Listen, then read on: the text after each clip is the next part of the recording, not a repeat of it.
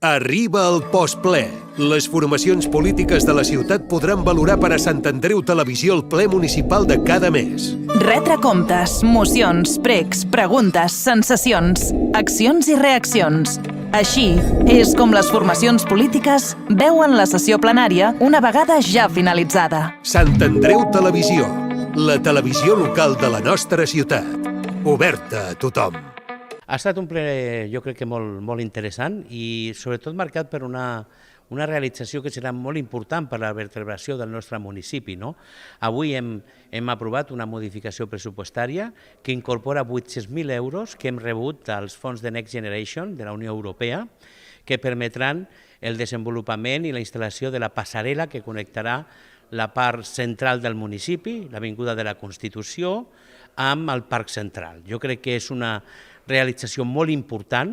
És molt difícil aconseguir aquests fons de la Unió Europea perquè són fons que el que requereixen és molta planificació i que apostin per la sostenibilitat i per una ciutat més amable, que connecti persones i que connecti espais, i estem molt contents per haver aconseguit amb aquesta tasca de mesos i mesos aquests fons que faran que aquesta passarel·la sigui una realitat molt aviat a la nostra ciutat i aquests dos barris, aquestes dues zones, estiguin connectades d'una forma amable i puguis passejar i anar d'un costat a l'altre, també en bicicleta o fins i tot en vehicles d'ús personal. I en aquest sentit, molt contents d'aquesta realització, que serà una realitat en el nostre territori d'aquí poc, i en altre àmbit de coses, en el tema de les mocions, molt contents de recolzar els dictàmens del Consell de la Gent Gran del Consell Comarcal. Estem absolutament al seu costat i vull agrair en nom del Partit dels Socialistes de Catalunya la gran tasca